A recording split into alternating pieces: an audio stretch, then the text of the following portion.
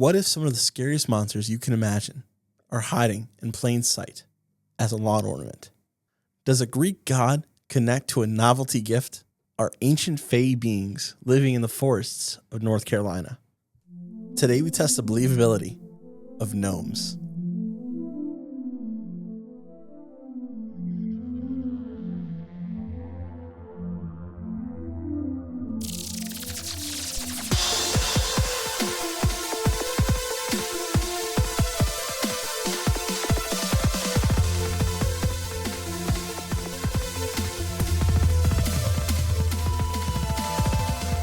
Welcome to Believing the Bizarre, Where we dive into the unknown and the unusual. and tell you whether or not we find it believable. Let's be one of those podcasts that holds their mics the whole time. They're sitting on a couch and they're just holding their mic. Let's get on the couch. Let's do it. We have the couch. We have hands. Well, what do we do with our notes? You know what, Charlie? I am going to be the goodest sport this episode. Oh, really? Yeah. Is it because of what Ben did to me last time on Patreon? No. It's just, what fun is it? And it's I'm going to subvert expectations. I'm going to be so pro gnome. Okay. It's going to be awesome. At least for 70% of the episode. Gnome and Spacular. I did that. Before getting into our stories about gnomes, I do want to thank our newest Patreons, Maddie, Andrew, David, Marty, and Nikki Kick 60. Yep. Marty. Thank you for joining, everybody. There's a lot going on Patreon. As you now see, there's quizzes, there's games, there's joy to be had. There's mini episodes, which a lot of you asked for.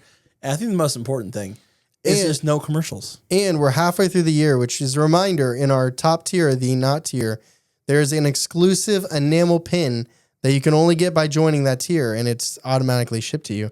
And we're now halfway through the 2025 version, which is a couple of Fresno Nightcrawlers. That's crazy to me. Shout out Jalen, who did the design. Yeah, they look awesome.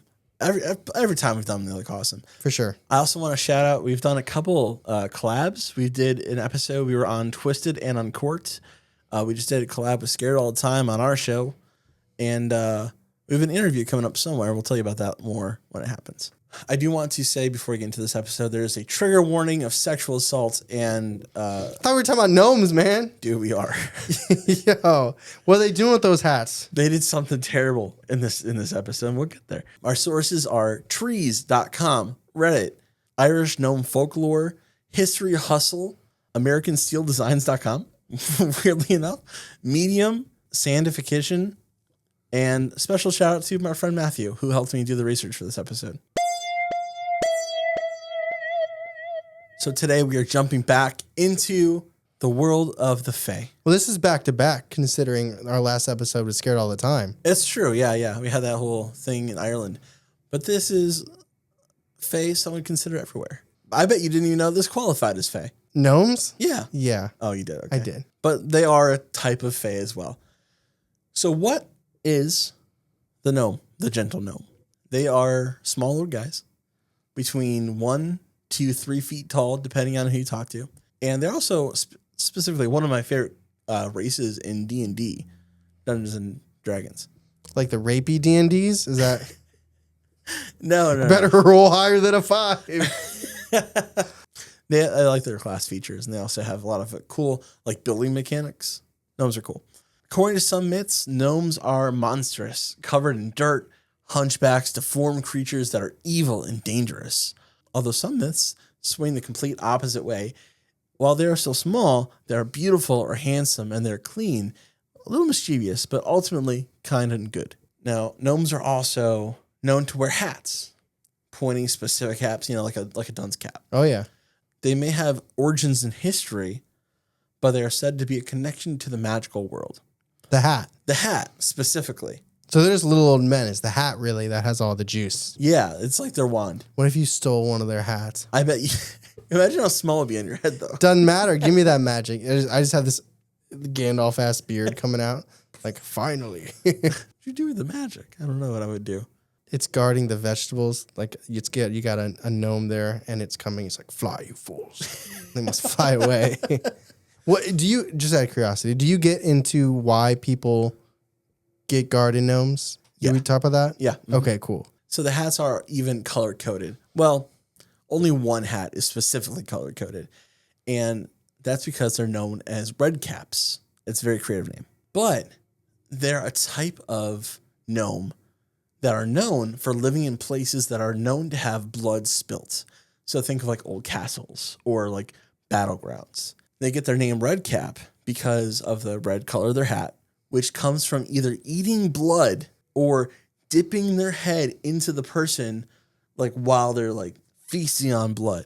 Yeah, we got vampire gnomes. Yeah. And or they also are known to purposely put the blood, like painting their hats red with the fresh blood. Red caps are they're monsters. Imagine they got like, they're not a redhead, but they got the red beard. Yeah. It's called the blood. Yeah, they're monsters. Some people say they're goblins, but I found gnomes specifically. No calf is safe when you got a gnome around. That would be awful. Imagine you're like in the middle of like a set, right? Like a workout set. And you're like, you got the weight up and you just feel like a monster grabbing at your calf. I was thinking biting. Like, yeah.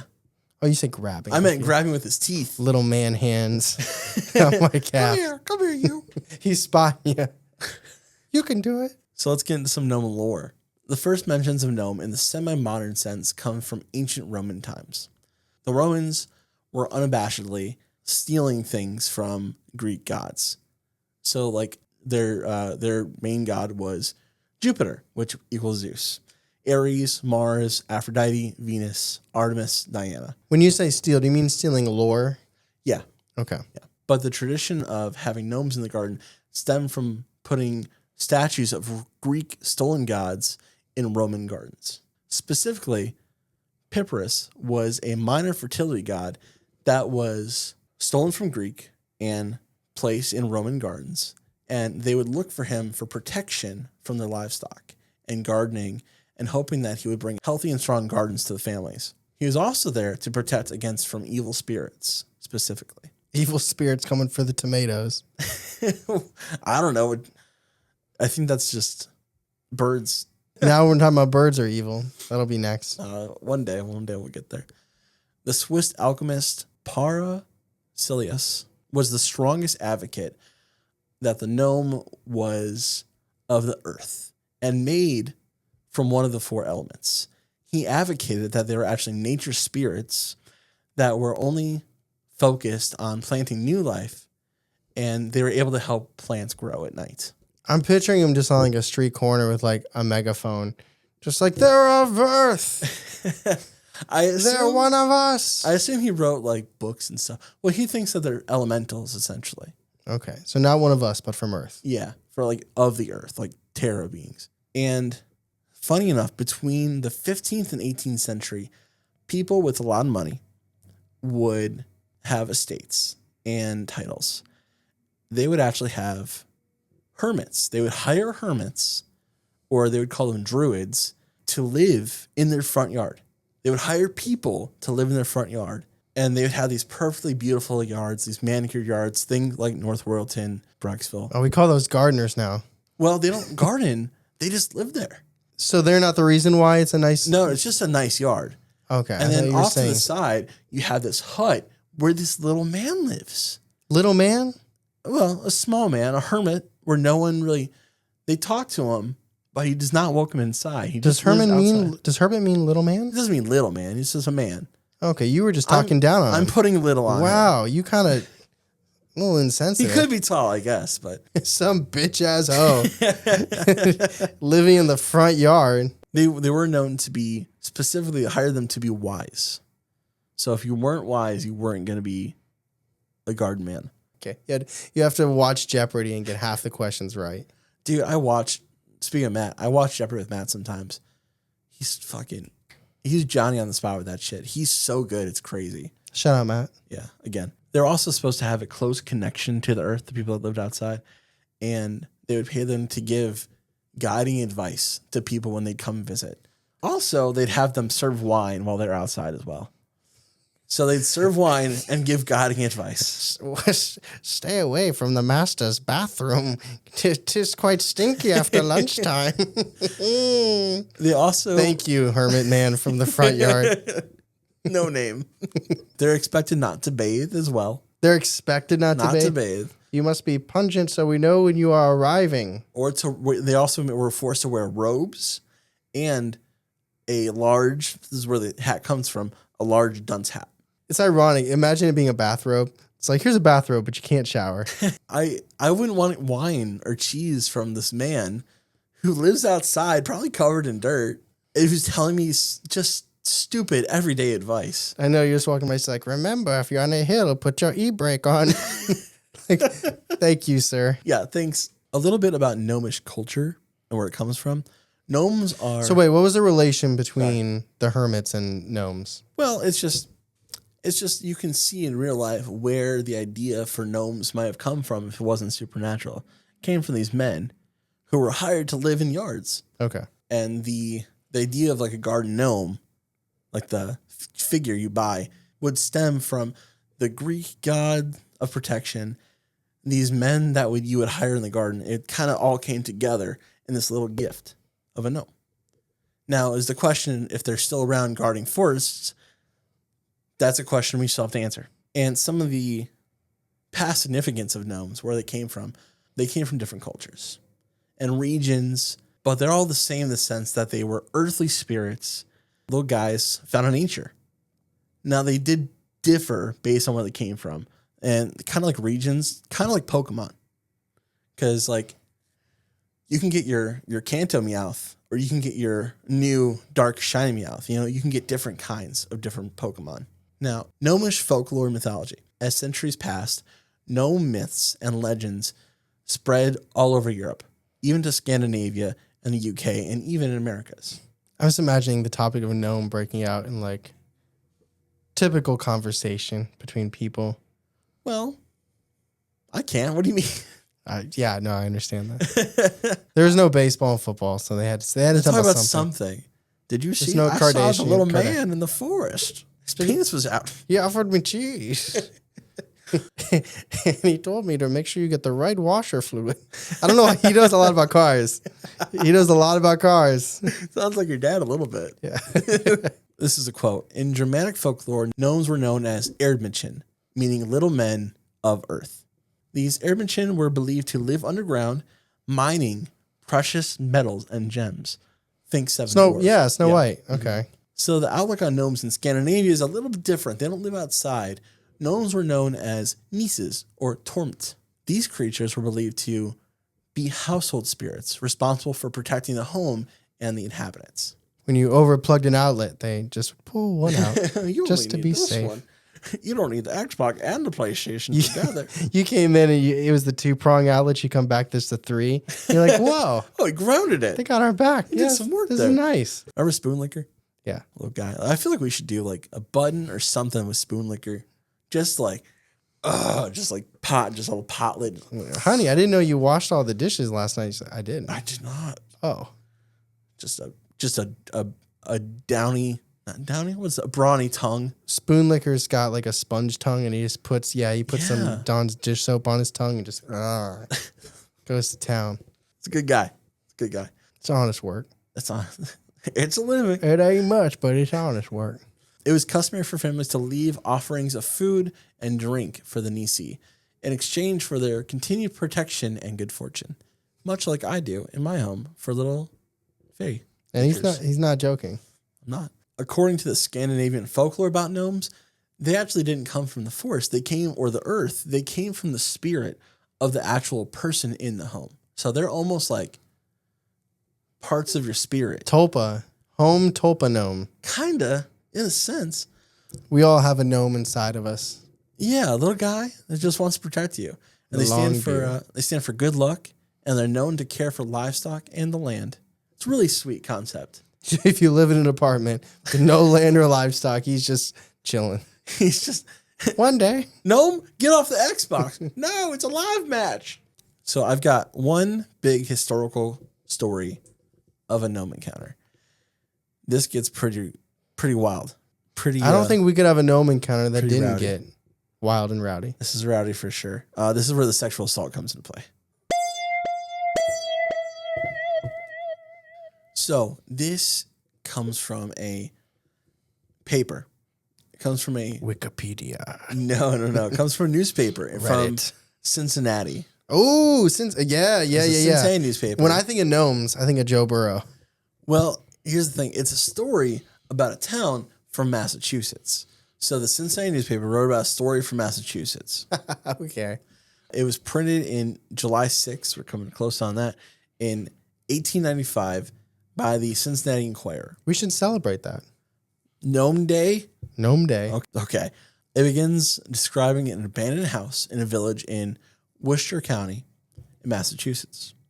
The house is sadly dilapidated. This is a quote, by the way. With a ragged roof and windows in an enclosure overgrown by brush, weeds, and the mercy of the elements.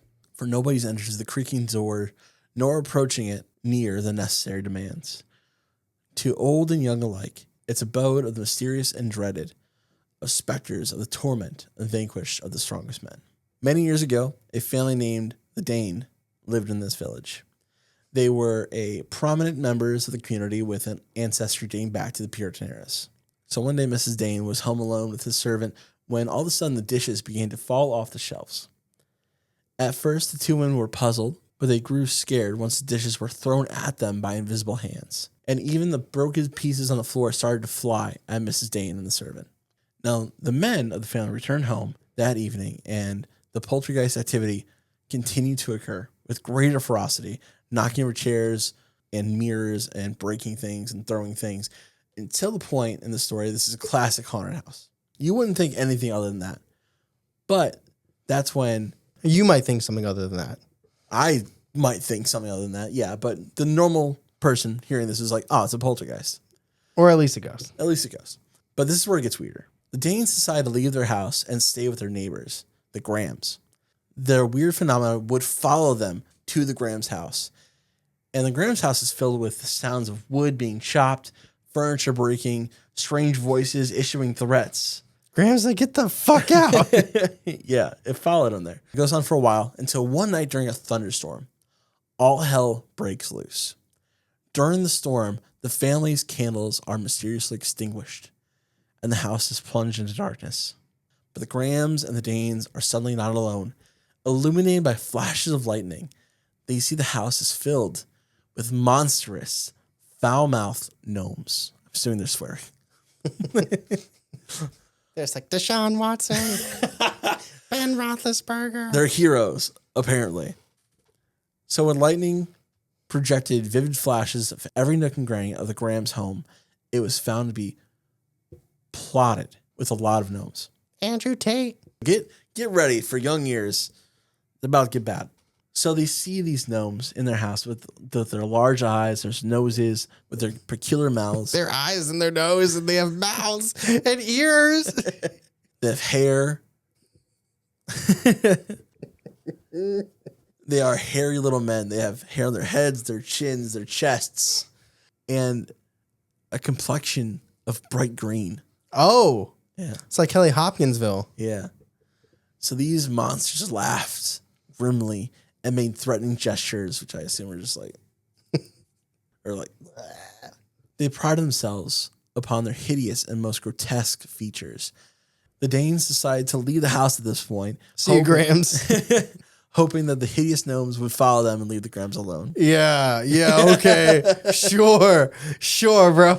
I'm sure that's exactly what they were hoping. We're just going to lock the door behind us just to be safe. The gnomes, on the other hand, had other plans. All the members of both families found themselves unwillingly propelled onto the beds, and from there they were unable to move.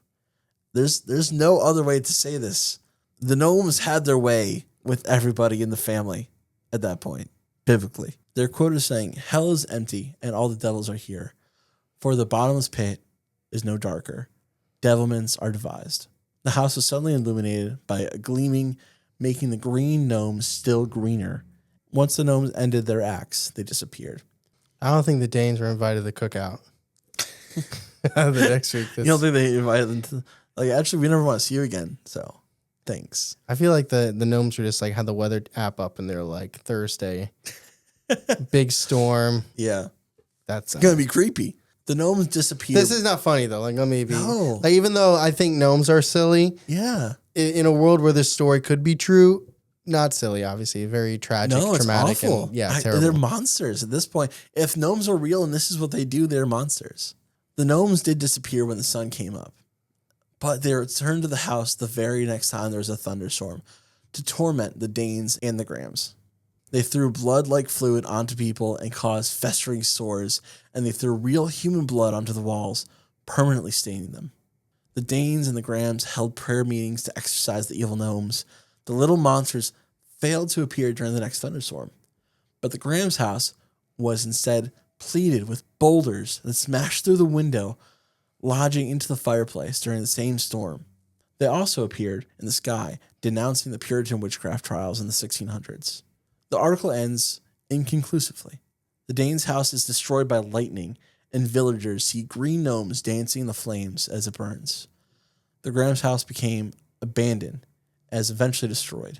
But it's not clear what actually happened to the two families or the gnomes in the story. So that's what happened to the Danes and the Grams and the evil gnomes from Massachusetts. Do we have a year on that? Yeah, early mid 1600s. It's almost like a fantasy story told It's almost like a fantasy story. by the Cincinnati paper. We don't know why it's like a story they got their grips on and they wanted to scare people. It's like for Halloween. Now, that doesn't mean it's not true. We talk about many things that happen on Halloween. Cincinnati is in the know. That's a nasty natty. You know what's nasty? Skyline chili. So I've got 3 modern Reddit encounters of the delightful little gnomes. Believable already. I think they're all true. I can't wait. Wow, I love this. I love this. This is almost like a heel flip in wrestling, you know? You should have told me I would wear a hat. I could have been in. It is like a heel flip, by the way. I appreciate that. It's actually a baby face flip. Oh, okay. To go good? Yep. Okay. Because you were the heel. I was the heel. I was the gnome. I was the fey heel. You were. This is great. You're going to start putting out milk, honey? We'll talk about it at the end. That's like that execution style where they put you in the boat and they feed you milk and honey and pour honey all over you. And then insects come, but then the milk and the honey makes you have diarrhea. So you're stuck in it, and it's just like the wounds and the bugs and the insects fester on you until you die. What the fuck are we talking about? That was an alleged murdering execution style. That's rough. That's rough. I'll show you after this. Yeah, okay. I'm not killing Charlie. I mean, I'm going to show him a clip. You'll see, motherfucker. You want skim? You want whole? What you want? Whole, I'll give you that Winnie the Pooh. Okay, let's get to Reddit. This is anonymous. They say, quote, I don't even know how to say this, but I think I saw a gnome in the National Forest yesterday. I think they just said it. I will be the first to admit, I thought these types of cryptids were a joke and not real. I've never been able to take them seriously. I'm an outdoorsman. I've been one for 35 years. I grew up in the woods. I memorized trees from mushroom hunting for a living. I know every brook, stream, brush, berry, grave, log, you name it. I'm on a forest road. I'm on hour 9 and not a soul in sight. I gather some mushrooms. I look up the road. I see a rock has fallen from a loose, steep side of a mountain in the middle of the road. I made a mental note that I have to move it and not drive over it. I gather my mushroom and I get back to the car. I look up. I see what appears to be a 2 to 2.5 foot tall little brown thing walking from side to side of the road over the rock. My first logical thought that this is a squirrel. I see it. It's walking on 2 legs. It appears to be wearing a brown cloth or fur clothes, and it's shaped like a little human, but very tiny. It's not scurrying either. It's ambling on 2 legs like a human would, just casually walking like this is some kind of normal, regular ass thing, like monotonous work it does for a living. I don't believe my lying eyes. It has to be something else. I get back to the car and up the road, and I see that the rock has been pushed back to the side of the road, hence where it came from. It had fallen off the hill, rolled to my left, then was sitting on the road, and then to the right of the road. There were drag marks, like someone had slid it back. I look, I smell, I sense, I listen. There's nothing. I'm positive I'm overthinking this. It was a long drive back up the mountain and down the mountain and the other way, and the same time home, and I can't pick this apart into anything else but being a little man. I'm 1,000% positive of what I saw. It was near a military special interest zone, allegedly blocked off due to some native butterflies. But I'm starting to wonder if research area is really about the butterflies at all. End quote. I think my man might have been partaking in the mushrooms. Really? That was so scatterbrained. Why is he picking mushrooms? I think it's what he does for a living. Truffles are very Truffles are good. expensive. People make good living off that. I don't know if that's what he was doing. I think he was tripping. Tripping Billy? I think, or it could have been a little bear walking a little confident. 2-foot bear? Little cub. Yeah, a cub. Okay. Little cub just walking around, learning how to walk on 2 feet for the first time. Who moved the rocks? The rock, the little bear. The rock. Little bear. Little bear, like Little the bear, show? like the show. He hit that rock. Little bear walks on 2 feet. Got a little Nick Chubb in that little bear. We got to say Quinshon Judkins now. Is that the new guy? That's sad. So our second story comes from Humongous Encounters. That's the name is. They said, quote, I saw a gnome, but I don't think I was supposed to see him. Another Redditor suggested I also post his story here too, because this is a comment to a post. Throw it because I've told the story to no one except my family, who get angry every time I bring it up. Stop fucking talking about the gnomes. What is his name? Human encounter. I don't know. Humanoid encounters. Humanoid encounters. Stop bringing up the gnomes. That's his real name. He said, so when I was in elementary school, me and my family used to spend all summer at my great uncle's house. Me and my family slept in the same room, except for my sister, who slept on the bed in the living room, and my great uncle, who'd sleep in his own room. So that was a pretty normal day. We went to the beach, we ate some pizza, and then we went to bed around 10 p.m., and we all slept really well. At around 4 a.m., I suddenly woke up because something was throwing things around in the kitchen. Plastic cups, containers, food, etc. The door was open, so I was able to see the light coming from the kitchen. So when I had enough of all that noise, I got up from the bed. At first, something seemed off. I thought I was having some sort of strange dream. And as any rational kid would do, I tried to see if I could bend fire like Avatar: The Last Airbender, like anyone in a dream would. And I couldn't. I wasn't dreaming. My father wasn't in his bed, but I didn't care much because I thought maybe he was in the bathroom. My great uncle was fairly old and had trouble sleeping at night, so I thought he had just went to the kitchen to get some water. So I said, Uncle, are you all right? All this noise woke me up. To my surprise, the room was empty, but the light was on. The fridge was even open, with a can of Coke laying in front of it. I thought, what is going on? I looked up in the shelf, and that was to my right. I saw what was making that noise. Some sort of creature, around 30 centimeters tall. It was a gnome. He looked right at me, terrified. He was terrified because I saw him. I thought to myself, he's going to hurt me. Better if I fake to faint. And so I did. After a couple seconds, I opened my eyes, and I saw that I wasn't on the kitchen floor anymore. I was in a strange, colorful tunnel. I got scared again and closed my eyes one more time. And after a minute, that felt like an eternity, I reopened them, and I was laying in my bed. There were sounds carrying on from the kitchen, but I was so scared and just waited for them to stop. And before sunrise, they did. That wasn't the only encounter I had with that dude, but I never saw him again. I only heard him because I was and am scared to see him again. I don't know what he was doing exactly, but I'm not sure I was supposed to see him. I know it sounds crazy, but feel free to ask me anything about this. Do people ask? No. They're like, nah, come on. Come on, my man. You ain't Aang. Yeah. He was not Zuko. I do find it interesting, just because he couldn't firebend in his dream, he's like, well, I'm obviously not dreaming. I've got one more little short one. And this is from Lovebird from Reddit. They say, quote, my mother shared with me something that she recently saw a couple months ago. She was super hesitant to tell me, but finally did because she knows that I'm open-minded to this sort of thing and super humble, apparently, LOL. She was resting on the couch in the living room with her eyes closed. And then when she opened them, she saw a child-sized gnome standing a couple feet away from her in front of her face with a look of pure surprise. He couldn't believe that she could see him. He was old with wrinkles and really well dressed in green velvet and a beautiful, lovely gray beard. She said that he shimmered. She closed her eyes again for a split second and he disappeared. She asked him to please come back, but she hasn't seen him again. My parents had a few old, from the early 70s, gnome figures around their large yard and gnome plates on display in the kitchen, so maybe the gnomes knew they were welcomed. Anyway, I told her believed her, and that I was jealous. I don't think she told anyone else. End quote. Jealous that she saw him or of his clothes? I think jealous that she saw him. Okay. His Gucci shirt, his Yeezy slides. He did have some Pradas. It was crazy. So those are our stories about the gnomes. And what I think we should do now is discuss them. Where do you want to start? Let's talk about, do we think that gnomes are real? Do we think that gnomes are a real part of the Fae lore? Are they earthly creatures? Are they tied into the earth? Are they made of mud? Are they handsome? What do you think? Made of mud. Was that one of the theories? Yeah. It was one of the guys. We talk about that? Was I listening? I don't know. Well, I don't know about that. That's fair.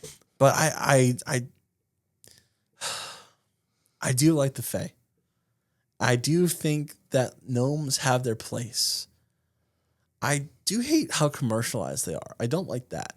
There's a lot of like commercial gnome stuff, like Gnomeo and Juliet.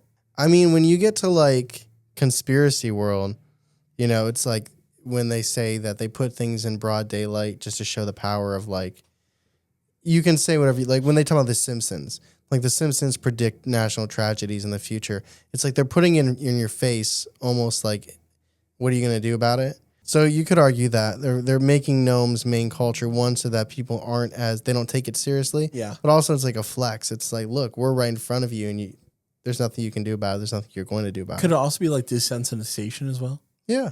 Yeah. Like I mean, then again, either way, you wake up in the middle of the night and you have a little dude with a beard on you. You're not going to be like, Gnomeo? You're going to fucking scream. I do think that one guy was onto something about the first Reddit encounter about the native butterflies. Oh, he was high, bro. Well, what if just because you're high, he was floating like a butterfly, doesn't mean you don't have a point. He was flying with the butterflies. What if they were only boarded off that area because they were protecting/studying these gnomes? Well, there's real scientists that really do block areas for insects. Or listen, gnomes. Do you know in like WWE when like there's two guys fighting and then a guy comes out with a chair and the guy's like, oh my God, he saved me. But then he smashes that friend with the chair and the crowd's like, and then they boo him for the next 6 months. Yeah. That's me. Oh, you're going. This is the heel turn. Yeah, the heel. I was a good sport. You were. I was the goodest sport. But now we're surprised again. I heard nothing today that made me feel like it was believable. Okay. Not believable. What about the part about the history? What about the little guys that were paid to live in fields? I mean, there could be real human beings that lived in your lawns. Yeah, that did happen. Do you think the idea kind of stemmed from that, though? Because that's, personally, if I'm going to go, like, I don't think this is real at all. I think the idea definitely came from real people living in yards.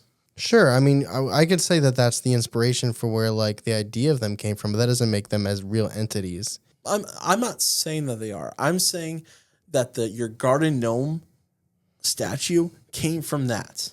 Sure, but that doesn't raise above unbelievable for me. I'm not there yet. Okay, okay. But I do think, on the other hand, there is a real creature, the gnome, that come in different varieties, right? There's your spirit of the forest, of the garden, and that is a Fae entity of the earth. That is a gnome that does nothing but to protect nature. I think that's a gnome. I think this guy in the forest saw that. I also think that there's the other variety of gnome, the household gnome from Scandinavia folklore, that stems from the spirit of the person that is to protect the home. Now, I don't know what that little guy was doing in the kitchen, what he was looking for in the junk drawer. I don't think he found it. Were you surprised in researching for this episode that there weren't more historical encounters? Yes, I was. I was surprised there weren't more. Let's talk about the historical encounter, the one we did have. What do you take from that? I don't believe it, but I think it's intense. Like a guy from Cincinnati wrote a story about something that happened hundreds of years ago in Massachusetts. Yeah. Around Halloween. Yeah. Yeah, I don't believe it either. The story as itself is, and let me be clear, our believability scale is not synonymous with our interesting scale. Like, I find the stuff that we're talking about interesting. Yeah. And I think that story, even though it's very intense and traumatic. But I mean, a lot of horror movies have stuff like that in it. So I'm not going to come here and say like I didn't love that part. But you know what I mean? Like the build up, the suspense, the seeing the creatures and the flashing lights, like it's a good horror story. So I do find it interesting. I don't want people to think I'm like bored or I could care less or, it's a bad lore. It's just, do I think it exists in our world? No. I agree with you. I don't believe that historical encounter at all. I think it is purely made up. Or if not made up, based off the loosest the hearsay you could. I think the most likely thing for me in my brain that could happen is an entity could take the shape of a gnome, but it's not a gnome. It's something in your house. It's a creature or a spirit or an entity. And if you catch it, it could appear as a gnome to you. But I don't think it is a gnome. That's where I'm at. I got you. That's the crumb I'm gonna slide you. Is it almost like a mimic in your mind? No, I don't think it's I'm not saying there's a one thing that is either nothing or a gnome. I'm saying maybe there's an entity out there, a shapeshifter or something that could take. I mean, it could take the shape of a lot of things. Yeah. If you think of like a clown or something, you know what I mean? Yeah. Where just like one shape it might take is a gnome or like a small person. But I don't think there's one entity that is only a small. I do wish I could have found more evidence, more historical encounters. I do wish there were more historical encounters about gnomes. But I do like the modern encounters.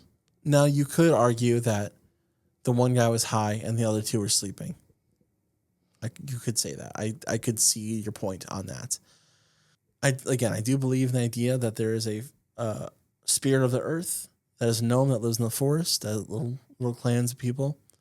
And I also do believe the idea that gnomes could inhabit the home to protect people. It's just, I wish I had more evidence to support it. So right now, I'm not going to go very high on the scale, just because I don't have a lot of supporting evidence. In my heart, I want it to be believable. I'm going to go skeptical right now. See, we're going to get quizzed on this by Ben in like 3 years. Yeah. And you're going to be like, gnomes, I obviously went believable. Right. No, I know. I'm playing myself for later. I will go unbelievable. Yeah, that's okay. I hope you enjoy this episode on the mighty little gnome. The mighty little gnome. I still like how you called just a guy that lives in the yard a little man. That phrase is stuck in my head because, and I just talked to you about this. One of my favorite scenes I like to watch because I love the acting is the yacht scene. Yeah, yeah. And he's like, little man. Yeah, and then Leo's like, me, the little man. And I just kept hearing that when. The German word for gnome means like little man. Yeah. So that's probably where. But you just insulted everybody that lives in a lawn and gives good advice. Who lives in a lawn and gives good advice? If you're listening to this podcast and you live in a lawn, you give good advice and you serve wine, please send us an email at believingbazaar.com. And I like red blends if you're offering. Always hit record before you start the podcast. What good? It feels like you're practicing to be this man. I could live in someone if it's a nice ass lawn and we're in like North Carolina or something. Yeah. Hey, there's no snow. I could live in a lawn. I don't take up that much space. Yeah, I got to work on my advices though. You know what I mean? I don't know. I like your modern day advices. Yeah. Advice. So if you like this episode and you want to tell us you did, please go to Apple Podcasts and leave a 5-star review because that means a lot. We post them, we share them, we talk to each other about them. We say, Tyler, can you believe they said something that's so nice to us? We appreciate you a lot. Or if you're listening on Spotify and you want to be like, oh my God, I can't believe Charlie went skeptical. Talk about a heel turn. You can do so. You can comment on every single episode. You can even reply now, I think. We've gotten replies to comments. I think we have whole chats. Yeah, we can. The Spotify comments now. That's where the cool kids hang out. Yeah, you can reply to them now. And I just want to shout out Lorelai, who did comment on the tragic demonic investigation. She said, I love this pod, not just because it's my dad and his friend's podcast, which is very cute. Producer Ben. Shout out Producer Ben and Mel, Lorelai, Charlie, and Ro. Yeah, appreciate you all. I got a couple more from our episode with Scared All the Time, Terrified Together, our new segment, which I hope you enjoyed. I really liked it a lot. Anna said, all the places, all the time, instead of everywhere, all at once, is cracking me up. which I forgot the name of the movie. And then Jeremiah.Marine said, honestly, this episode was so much fun. The four of y'all together seem to work seamlessly. And that's because I'm good at editing. No, we had a lot of fun with them. But you just did 2 back-to-back self-compliments to those. If no one else is going to do it, I'm going to do it. Thank you all. I appreciate it. We're going to go 6 deep next. We're going to do us, Scared All the Time, and Let's Get Haunted. And That'd be a hell of a show. It's going to be one wall of sound. We're going to have to raise hands to speak. I do that on meetings, and people always get thrown off. Or as Browns fans, raise wrist. That's right. But thank you guys so much for listening to this episode and any other Believe in Bizarre episode. We appreciate you. We hope you're enjoying the content, as they say, because we enjoy putting it out. But thank you so much. We appreciate you. As always, I'm Tyler. And I'm Charlie. And catch us next week on Believing the Bizarre. The podcast, as bizarre as you are.